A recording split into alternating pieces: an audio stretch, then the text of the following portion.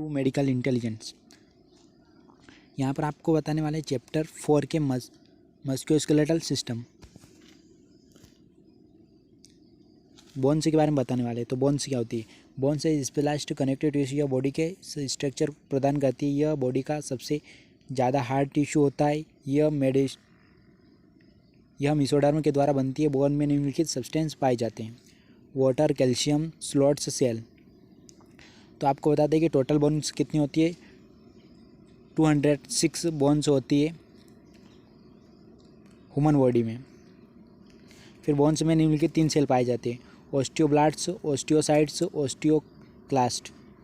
Osteoblast यह bones बनाने का काम करता है। ओस्टियोसाइट्स यह ओस्टियोब्लास्ट्स के द्वारा बनाए जाते हैं। जब बोन पूरी तरह से बन जाती है उस समय ओस्टियोब्लास्ट ओस्टियोसाइट में बदल जाते हैं। ओस्टियोक्लास्ट यह बोन को नष्ट करने का काम करता है। बोन में 2 तरह के टिश्यू पाए जाते हैं। पहला होता है कैंसियोलस बोन टिश्यू गुदगुदा प्रकार का होता है। यह शॉर्ट और लॉन्ग बोन के आखिरी भाग पर पाया जाता है। फिर सेकंड आता है कॉम्पैक्टिव बोन टिश्यू। यह टिश्यू बहुत हार्ड होता है। यह फ्लैट और लॉन्ग बोन में पाया जाता है। फंक्शन ऑफ बोन यह बॉडी को स्ट्रक्चर या ढांचा प्रदान करता है। यह बॉडी के नाजुक ऑर्गन हार्ट ब्रेन को सुरक्षा प्रदान करता है, यानी कि यह हार्ट और ब्रेन को प्रोटेक्शन करता है। कॉम्पैक्टिव टिश्यू बोन के द्वारा ब्लड सेल्स बनाए जाते हैं, यानी कि बोन के द्वारा ब्लड सेल्स बनाए जाते हैं। ब्लड सेल्स यानी कि ब्लड बनता है, यानी कि आपने पढ़ा होगा कि बोन में जो मेरुरज्जु यानी कि बोन मेरो होती है वहाँ पर ब्लड बनता है, वो इसी के कारण बनता है, कॉम्पैक्ट बोन टिश्यू के कारण। यह बॉडी की मूवमेंट करवाने में अधिक सहायता करती है, यानी कि यह बॉडी को वॉलेंट्री मसल्स में हेल्प करती है। Skeletal in interior and posterior view, यह देख सकते हो यहाँ पर स्केलेटल है पूरा। क्रेनियम, मैंडिबल, क्लेविकल, स्टर्नम, हुमेरस सभी बोन्स यहाँ पर दे रखी है, स्ट्रक्चर दे रखा है। इसके बाद आता है types of bones. Types of bones long पहली होती है लॉन्ग बोन्स। इन बोन्स में सॉफ्ट और एक्सटर्मिनेट्स एंड्स होते हैं। फीमर, हुमेरस, यानी कि ये बोन जो होती है सबसे लंबी होती है। हुमेरस और फीमर जो होती है हमारे पाँव की होती है, और हुमेरस जो होती है हमारे हैंड की होती है।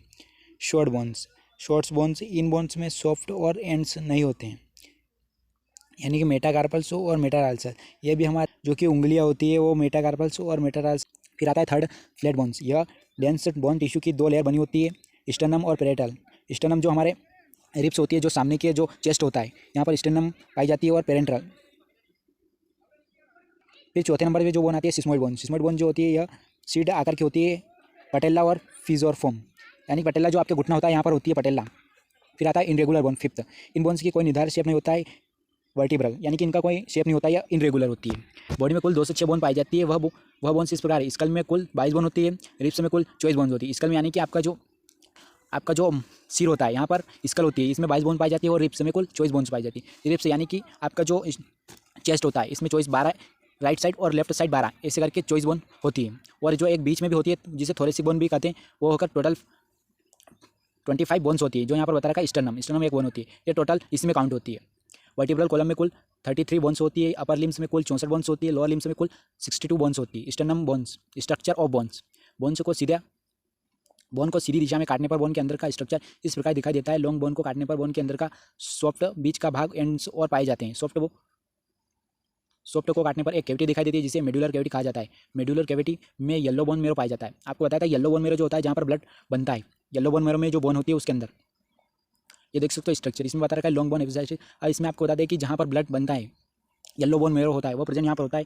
यहाँ पर येलो बोन मेरो होता है जहाँ पर ब्लड बनता है। यहाँ पर देख सकते हो यहाँ पर रेड बोन मेरो होता है, और येलो बोन मेरो होता है जहाँ पर ब्लड बनता है।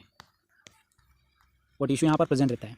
येलो बोन मेरो में फैट सेल पाए जाते हैं। लॉन्ग बोन के आखिरी भाग को काटने पर कैंसिलियस टिश्यू पाया जाता है। कैंसिलियस टिश्यू के बीच में पाए जाने वाले स्पेस में रेड बोन मेरो पाया जाता है। रेड बोन मेरो में रेड ब्लड सेल पाए जाते हैं। आपको बताया था जैसे कि रेड ब्लड सेल्स जो होते हैं इनमें ब्लड को फॉर्मेशन यानी ब्लड बनाने का कार्य होता है।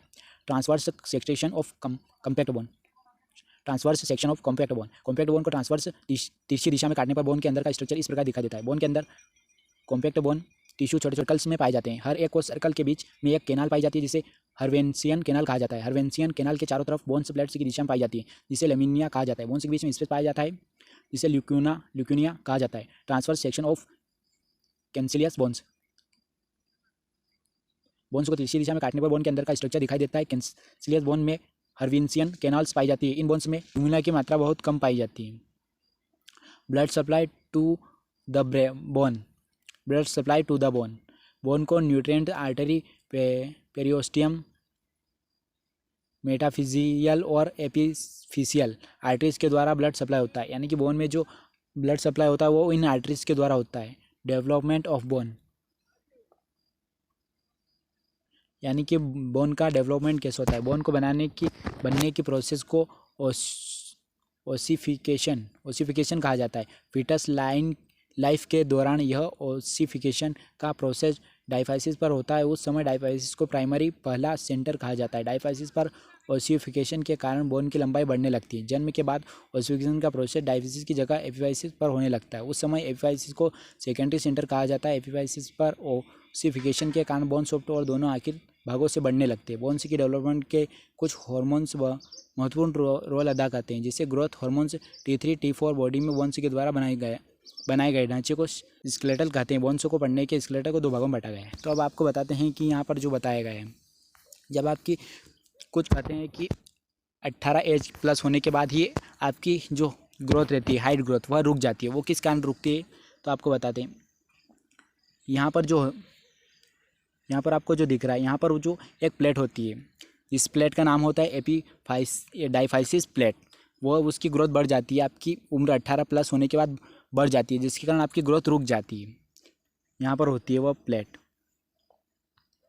स्पंजी बोन जो दिख रही है यहाँ पर होती है वो, इसमें आपको क्लियर नहीं दिख रहा होगा, यहाँ होती है वो, जिसके कारण जो है कि हमारी ग्रोथ रुक जाती है, हाइट की ग्रोथ रुक जाती है। वही यहाँ पर आपको बता रखा है, जिसमें मुख्य जो होते हैं हार्मोन्स वह T3 और T4 बॉडी में होते हैं।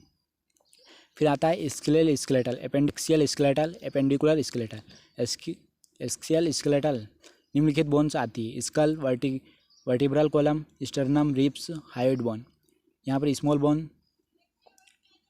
Small bone, great cornua, hyoid bone जो होती है वो इस प्रकार की होती है। फिर आता है स्कल, यह वर्टिब्रल कॉलम के ऊपर रखी होती है। स्कल में क्रेनियम और फेस के बोन्स के बारे में पढ़ा जाता है। स्कल बोन जो होती है इसमें जो आपका सिर होता है और फेस यानी कि फेस की जो बोन होती है वह इसके बारे में पढ़ा जाता है, जो कि आपकी स्कल और फेशियल बोन्स दोनों को मिलाकर स्कल बना होता है। क्रेनियम, यह एक प्रकार की कैविटी होती है। क्रेनियम के ऊपर भाग को वेल्यूट ऑफ स्कल कहा जाता है। क्रेनियम के नीचे के भाग को बेस ऑफ स्कल कहा जाता है। यह पेरियोस्टियम नामक मेम्ब्रेन के द्वारा कवर रहती है। पेरियोस्टियम नामक मेम्ब्रेन जो होती है उसके द्वारा यह कवर होती है। यह निम्नलिखित बोन्स की बनी होती है। फ्रंटल बोन जो होती है वह जो कि आपके फेशियल यानी कि आपका जो फेस है और आई जो है यहाँ इसके ऊपर होती है। सामने जो आपका फोरहेड होता है यहाँ पर इसे फ्रंटल बोन कहा जाता है। यह फ्लैट बोन होती है, यह फोरहेड बनाने का काम करी थी। आपको बताया जैसे फोरहेड जो होता है आपके सामने का हिस्सा, जिसे फ्रंटल बोन भी कहा जाता है। फ्रंटल बोन से पेराइटल, स्पिनोइड, नसल, जाइगोमेटिक, इथोमोइड बोन जुड़ी होती है। यानी कि स्पिनोइड बोन जो होती है अपने के दोनों साइड, राइट और लेफ्ट साइड में हेड के यहाँ पर होती है। और नसल बोन जो होती है, जाइगोमेटिक बोन जो आपके चीक होते हैं, यह जाइगोमेटिक बोन होती है। और इथोमोइड बोन जो आपके आई के पीछे होती है, जिसे इथोमोइड बोन कहा जाता है। 2 पैराइटल बोन होती है। क्रेनियल कैविटी में 2 पैराइटल बोन पाई जाती है। दोनों बोन्स मिलकर स्कल की छत और साइड बनाने का काम करती थी। 2 पैराइटल बोन होती है जो आपके राइट साइड हेड में और लेफ्ट साइड हेड में पाई जाती है। ऑक्सीपिटल बोन, यह स्कल के पीछे का भाग होता है, बस तल बनाने का काम करती है। बोन के आगे का भाग पेरेंट्रल बोन से जुड़ा होता है और बोन की साइड स्कल में पाई जाने वाली दोनों साइड की टेम्पोरल बोन से जुड़ी होती है। इस बोन में एक फोरमेन नामक स्ट्रक्चर पाया जाता है। इस फोरमेन के माध्यम से ब्रेन का मेडुला ओब्लोंगेटा पास करता है, स्पाइनल कॉर्ड से जुड़ा होता है। यानी कि ऑक्सीपिटल जो बोन होती है आपका जो सिर होता है इसके पीछे वाले भाग में जो होती है वहाँ पर ऑक्सीपिटल बोन पाई जाती है, जो कि 2 साइड में पाई जाती है, जिसे टेम्पोरल बोन से जुड़ी होती है। टेम्पोरल बोन जो होती है आपके यहाँ पर सामने जो लेफ्ट साइड में जो सामने होती है, यहाँ पर लेफ्ट साइड में, सामने नहीं साइड में होती है, जिससे जुड़ी होती है। यह एक फोरहेड नामक स्ट्रक्चर बनाती है। इसके माध्यम से जो आपका ब्रेन होता है इसमें मेडुला ओब्लोंगेटा जो पार्ट होता है ब्रेन का वो स्पाइनल कॉर्ड, इन दोनों पार्ट से जुड़ी हुई होती है। Occipital bone, 2 temporal bones, cranial cavity में 2 टेम्पोरल बोन पाई जाती है। स्कल की दोनों साइड के नीचे भाग का बनाने का काम करती है। टेम्पोरल बोन के निम्नलिखित भाग होते हैं। आपको बताया कि right side and left side में जो 2 बोन होती है वो टेम्पोरल बोन होती है। स्क्वैमस पार्ट, यह भाग पेरेंटल और स्पिनोइड बोन से जुड़ा होता है। यह भाग जाइगोमेटिक प्रोसेस के द्वारा जाइगोमेटिक बोन से जुड़ा होता है। ये देख सकते हो टेम्पोरल बोन का स्ट्रक्चर आपको दे रखा है यहाँ पर। आपको इसमें क्लियर नहीं दिख रहा है कहाँ पर होती है टेम्पोरल बोन। अगर आप गूगल पर सर्च करके देखोगे तो वहाँ पर क्लियर आपको दिखेगा टेम्पोरल बोन वास्तव में कहाँ होती है। फिर आता है मेस्टोइड पार्ट्स, यह भाग ईयर के एक्सटर्नल ऑडिटरी कैनल के नीचे पाया जाता है। इस भाग में मेस्टोइड प्रोसेस पाया जाता है। पेरोटस पार्ट, इस भाग में इंटरनल ईयर के कोक्लिया, वेस्टिबुला और सेमिकुलर कैनाल नामक स्ट्रक्चर पाए जाते हैं। स्पिनोइड बोन, इस बोन में एयर सेंसेशन पाए जाते हैं। यह ऑक्सीपिटल स्पिनोइड बोन, इस बोन में एयर साइनस पाए जाते हैं। यह ऑक्सीपिटल, टेम्पोरल, पेराइटल और फ्रंटल बोन से जुड़ी होती है। यह स्कल के तल के बीच में पाई जाती है। इस बोन के अंदर पिट्यूटरी ग्लैंड पाया जाता है। यानी स्पिनोइड जो बोन होती है इसमें साइनस पाए जाते हैं। जो कि आपकी जो नोज़ होते हैं इसमें साइनस रहते हैं, वह स्पिनोइड बोन से जुड़े होते हैं। ऑक्सीपिटल, टेम्पोरल, पेराइटल और फ्रंटल बोन, यह सभी स्पिनोइड बोन से जुड़ी होती है और ये स्कल के तल के बीच भाग में पाई जाती है जिसमें पिट्यूटरी ग्लैंड होती है।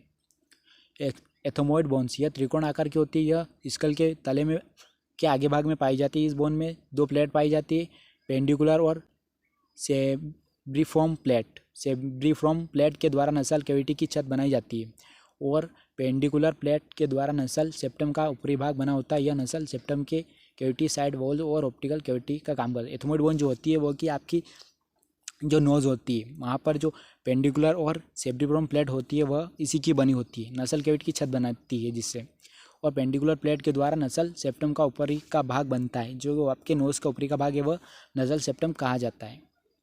नसल सेप्टम यानी कि जो आपके नोज़ के बीच की जो दीवार टाइप होती है दोनों छेद के बीच, उसे नसल सेप्टम कहा जाता है। और नसल कैविटी की साइड वॉल और ऑर्बिटल कैविटी बनाने का काम करती है। इस सूचर्स, स्कल में पाए जाने वाली बोन्स एक दूसरे से कभी न हिलने वाली जॉइंट से जुड़ी होती है। उन जॉइंट्स को सूचर्स कहा जाता है। स्कल में पाए जाने वाले सूचर इस प्रकार है। लेम्डोमिडल सूचर, इस सूचर के द्वारा पेरेंटल और ऑक्सीपिटल बोन एक दूसरे से जुड़ी होती है। यानी कि ये सूचर जो होता है इसे पेरेंटल और ऑक्सीपिटल बोन जो होती है, यानी कि ऑक्सीपिटल जो पीछे होती है वह, और पेरेंटल जो आपके सिर के जो राइट और लेफ्ट साइड में जो होती है जिससे यह जुड़ी होता है। यह सूचर स्क्वैमस सूचर, इस सूचर के द्वारा पेरेंटल और टेम्पोरल बोन एक दूसरे से जुड़ी होती है। यानी कि टेम्पोरल बोन और जो पेरेंटल बोन होती है वह इस सूचर से जुड़ी होती है। यहाँ पर देख सकते हो स्ट्रक्चर में, यह देख सकते हो यहाँ पर यह सिगिटाला सूचर है, फिर कॉर्निया सूचर है, कॉर्नल सूचर है, मेटोपिक सूचर है। ये देख सकते हो यहाँ पर जो बोन जुड़ी हुई होती है, सूचर एंड फ्रंटल। फिर आता है यहाँ पर कॉर्नल सूचर, इस सूचर के द्वारा पेरेंटल और फ्रंटल बोन एक दूसरे से जुड़ी होती है, जो कि आपने स्ट्रक्चर में देखा है। फ्रंटल्स, बच्चे के जन्म के बाद स्कल की कुछ बोन्स एक दूसरे से जुड़ी नहीं होती है। उन बोन्स के बीच में एक खाली जगह बन जाती है और वह खाली जगह एक मेम्ब्रेन के द्वारा कवर होती है जिसे फ्रंटल्स कहा जाता है। यहाँ पर स्ट्रक्चर में देख सकते हो, यहाँ पर खाली जगह होती है जिसे फ्रंटल्स कहा जाता है। टाइप ऑफ फ्रंटल्स, इंटीरियर फ्रंटल, यह फ्रंटल और 2 पेरेंटल बोन के बीच में पाया जाता है। यह जन्म 18 महीने के बाद बंद हो जाता है। यानी कि यह जो होता है फ्रंटल और 2 पेरेंटल बीच में पाया जाता है, यह जन्म के 18 महीनों बाद बंद हो जाता है। यानी कि जो स्पेस होती है यह कंप्लीट हो जाती है, फिर स्पेस नहीं होती है। 18 महीने का जो बच्चा होता है उसमें यह स्पेस नहीं होती है। पोस्टीरियर फ्रंटल्स, यह ऑक्सीपिटल और पेरेंटल बोन्स के बीच में पाया जाता है। यह जन्म के कुछ समय बाद बंद हो जाता है। पोस्टीरियर फ्रंटल्स जो होता है, यहाँ पर स्ट्रक्चर में देख सकते हो, फेस में निम्नलिखित बोन पाई जाती है। ये सभी बोन्स होती है फेस में, आप इनका स्क्रीनशॉट ले सकते हो, इसके नोट्स बना सकते हो। सभी बोन्स दे रखी है यहाँ पर फेस में। स्कल में ये इतनी सारी बोन्स होती है। फ्रंटल बोन होती है और ऑक्सीपिटल इसके पीछे होती है, फिर पेरेंटल, फॉरहेड बोन्स सब यहाँ पर बोन्स दे रखी है। फ्रंटल ऑफ फेस बोन, यानी कि फ्रंटल यानी कि सामने की जो बोन होती है 2 नसल होती है। यहाँ पर देख सकते हो 2 नसल बोन, यह फ्लैट बोन्स होती है। यह नोज को बिज पुल बनाने का काम करती है। 2 लेक्रिमल बोन, यह ओरल ऑर्बिटल कैविटी की साइड वॉल्स बनाने का काम करती है। इन बोन्स के द्वारा आई टीयर्स को नसल कैविटी तक पहुँचाया जाता है। दो प्लेटिन बोन्स। इन बोन्स का आकार एल शेप का होता है। यह नसल कैविटी की साइड वॉल्स का कुछ भाग बनाती है और माउथ की रफ रूफ बनाने का काम करती है, छत बनाने का काम करती है। यहाँ पर देख सकते हो स्ट्रक्चर में कुछ ऐसी प्रकार की बोन होती है, पेरेंटल बोन्स। दो इन्फीरियर कोनका, यह दोनों नसल कैविटी के साइड वॉल्स का कुछ भाग होती है। यह नसल कैविटी के सरफेस एरिया को बढ़ाने का काम करती है। यानी कि इन्फीरियर कोनका जो आपकी नज़ल नोज जो होता है उसके यहाँ पर साइड में होती है। आप स्ट्रक्चर में देख सकते हो इन्फीरियर कोनका। स्ट्रक्चर में हम आपको बताते हैं इन्फीरियर कोनका कहाँ होता है। इन्फीरियर कोनका अभी इस स्ट्रक्चर में आपको बताना रहा है इन्फीरियर कोनका कहाँ पर होती है बोन। तो आप गूगल करके देख सकते हो, यहाँ पर इसमें मिल नहीं रहा है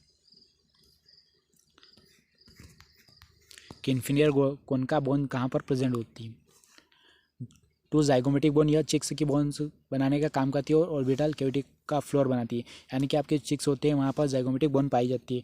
टू मैक्सिला, यह अपर जबड़ा बनाने का काम करती है। यह भी नजल कैविटी की साइड वॉल्स बनाती है। यह बोन्स की साइड में एयर साइनस पाया जाता है जिससे मैक्सिलरी साइनस कहा जाता है। वन वूमर, यह फ्लैट बोन की होती है। यह नोज के नीचे भाग बनाने का काम करती है। यह साइनस यहाँ पर देख सकते हो, साइनस पार्ट जो आपने यहाँ पर देखा था, साइनस पार्ट। उसके बाद आता है मैंडिबल। यह लोअर जाव बनाती है। इस बोन के दो भाग होते हैं, बॉडी रमी इन पेयर, यह बोन का स्ट्रक्चर है। फिर आती है मैंडिबल और जा बोन शोइंग फीचर्स। पूरे स्कल्मर मैंडिबल ही अकेली ऐसी बोन है जो कि सूचर से जुड़ी नहीं रहती है, जिसके कारण मैंडिबल को एक साइड से दूसरे साइड में आसानी से मूव कर सकते हैं और ऐसे हम मस्टिकेशन के समय करते हैं। यानी जो आपके नीचे की ये बोन दिख रही है, यानी कि आपके जो नीचे का जो मुंह का जो रहता है, नीचे जो मूवमेंट करता है, यह नीचे वाला हिस्सा जिसमें नीचे वाले जो दांत प्रेजेंट होते हैं, यह मैंडिबल बोन होती है पूरी, जो बिना सूचर से जुड़ी हुई होती है। वर्टिब्रल कॉलम को स्पाइनल कॉर्ड और बैक बोन के नाम से भी जाना जाता है। यह कुल 33 बोन की बनी होती है। अडल्ट वर्टिब्रल कॉलम की लंबाई लगभग 65 से 70 सेंटीमीटर होती है। यहाँ पर मेन इंपॉर्टेंट पार्ट जो है 65 से 70 सेंटीमीटर की वर्टिब्रल कॉलम की लंबाई होती है। वर्टिब्रल कॉलम में पाए जाने वाले 33 बोन इस प्रकार है, यानी कि वर्टिब्रल कॉलम में टोटल 33 बोन होती है। यहाँ पर सर्वाइकल, थोरेसिक, लंबर, सेक्रल सब बोन होती है। सी सर्वाइकल यानी कि 7 होती है, सर्वाइकल, थोरेसिक बोन होती है, ऐसी सभी प्रकार की बोन होती है। आप इसको और यहाँ पर देख सकते हो कि लंबर कितनी बोन होती है, लंबर में 5 होती है। ऐसे ही आप देख सकते हो गूगल करके कितनी बोन से इनमें प्रेजेंट होती है। तो यहाँ पर वो बता रहे हैं इसमें 7 सर्वाइकल, यानी कि आपको बताया था मैंने 7 सर्वाइकल बोन होती है। अगर आपको याद करना है तो इसे याद कर सकते हो, 7 सर्वाइकल बोन्स। निक का स्केलेटल बनाने का काम करती है। यह बोन्स वर्टिब्रल में पाई जाने वाली बाकी बोन्स से आकार में सबसे छोटी होती है, सबसे ऊपर पाई जाने वाली है सर्वाइकल। सर्वाइकल वर्टिब्रल को अल्टस कहा जाता है। अल्टस का स्कल रखा जाता है। सर्वाइकल वर्टिब्रल में पाए जाने वाले 2 नंबर बोन्स को एक्सिस कहा जाता है। सर्वाइकल वर्टिब्रल में 7वें नंबर पाए जाने वाले बोन को वर्टिब्रा फ्रोमिक्स कहा जाता है, क्योंकि इस बोन के द्वारा उभरा भाग बनाया जाता है और यह उभरा भाग निक के बेस पर महसूस किया जाता है। थोरेसिक वर्टिब्रल, यह आकार में क्रेविकल वर्टिब्रल से जुड़ी होती है। बोन्स की बॉडी हार्ट के आकार की होती है। थोरेसिक वर्टिब्रा के द्वारा बॉडी के वेट को सपोर्ट किया जाता है और चेस्ट ऑफ थोरेक्स की बैक बनाती है। यहाँ पर स्ट्रक्चर देख सकते हो। थोरेसिक जो होती है बोन्स वो 12 होती है। यहाँ पर 212 यानी कि 2T आप याद रख सकते हो, 2T थोरेसिक याद करने की ट्रिक है। फिर यहाँ पर देख सकते हो 5 लंबर आपको बताया था 5 लंबर वर्टिब्रल बोन्स होती है। यह बोन्स में वर्टिब्रल की सभी बोन्स में पाई जाती है। सबसे बड़ी बोन्स होती है। इन बोन्स की बॉडी किडनी के आकार की होती है। यह बोन हमारी बॉडी के ऊपर भाग के वेट को सपोर्ट करती है। वर्टिब्रल के 5वें नंबर की बोन सेक्रम से जुड़ी होती है। यह 5 बोन्स लंबर एरिया या रीजन बनाती है। यहाँ पर देख सकते हो, यानी कि लंबर 5 होती है, L5 याद कर सकते हो आप L5 नाम से। फिर 5 सेक्रल वर्टिब्रल, यह 5 बोन्स एक दूसरे से अच्छी तरह से फ्यूज होती है, जिसके कारण यह 5 बोन्स मिलकर एक बोन बनाती है जिसे सेक्रम कहा जाता है। यह ऊपर के भाग से 5 लंबर वर्टिब्रल से जुड़ी होती है। यह दोनों साइड में इलियम बोन्स से जुड़ी और सेक्रोइलिक जॉइंट से बनती है। सेक्रम के नीचे का भाग कोक्सिक से जुड़ा होता है। इन बोन्स के अंदर कैनाल और स्पाइनल कॉर्ड कहते हैं। इसे स्पाइनल कैनाल के वॉल से स्पाइनल नर्व्स बाहर से और निकलती है। देख सकते हो स्ट्रक्चर इसका। L5 sacral vertebral. फिर चौथे number 4 coccyx vertebral, coccygeal vertebral. इसको याद कर सकते हो C4 के नाम ट्रिक से। यह चारों बोन्स एक दूसरे से अच्छी तरह से फ्यूज होती है, जिसके कारण यह चारों बोन्स मिलकर एक बोन बनाती है जिसे कॉक्सिक कहा जाता है। कॉक्सिक को टेल भी कहा जाता है। यह बोन्स आकार में छोटी और त्रिकोणीय होती है। यह फीमेल में मूव करती है, यानी कि यह बोन जो होती है यह फीमेल में मूव करती है, कॉक्सिक। फिर इंटरवर्टिब्रल डिस्क। वर्टिब्रल में जो डिस्क होती है यह फाइबर और कार्टिलेज की बनी होती है। यह वर्टिब्रल कॉलम में पाई जाने वाली हर दो बोन्स के बीच में पाई जाती है। यह शॉक्स एब्जॉर्ब करने का काम ये करती है। यह वर्टिब्रल कॉलम को लचीलापन प्रदान करती है। Movement of vertebral column. Vertebral column का मूवमेंट कैसे होता है? वर्टिब्रल कॉलम में पाई जाने वाली 33 बोन्स इस प्रकार मूव करती है, निम्नलिखित प्रकार। पाई जाने वाली 33 बोन मूव कर पाती है। यह मिलकर निम्नलिखित मूवमेंट कर पाती है। फ्लेक्सियन आगे की ओर झुकना, लेटरल फ्लेक्जन साइड की ओर झुकना, एक्सटेंशन पीछे की ओर झुकना, रोटेशन गोल घूमना। Curves of vertebral column. Vertebral column को साइड से देखने पर 4 वाइज दिखाई पड़ते हैं। क्रेविकल कर्वे, यह नीक में होता है और कॉन्वेक्स और आगे की तरफ होता है। थोरेसिक कर्वे और कॉन्वेक्स और पीछे की तरफ होता है।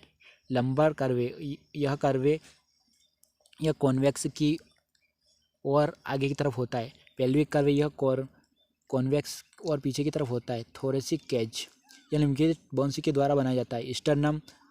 फिर सेकंड आता है 12 pair of ribs, 12 thoracic vertebral already studied in vertebral column.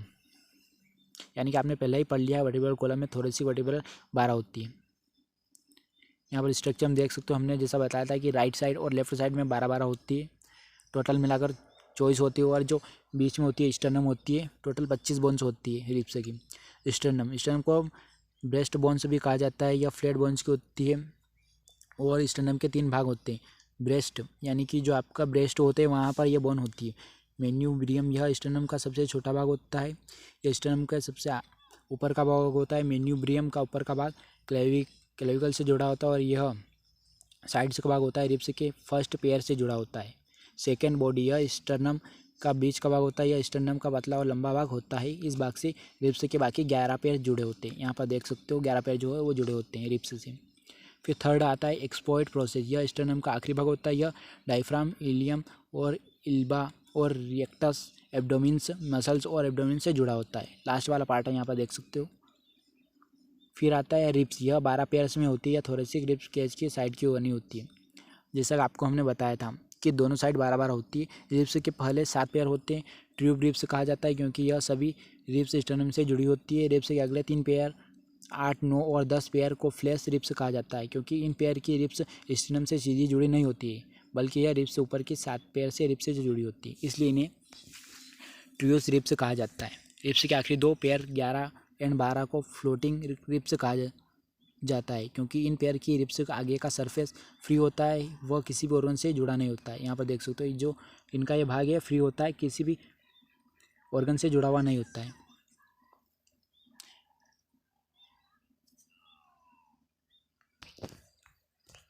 Ribs के आखिरी 2 पेयर,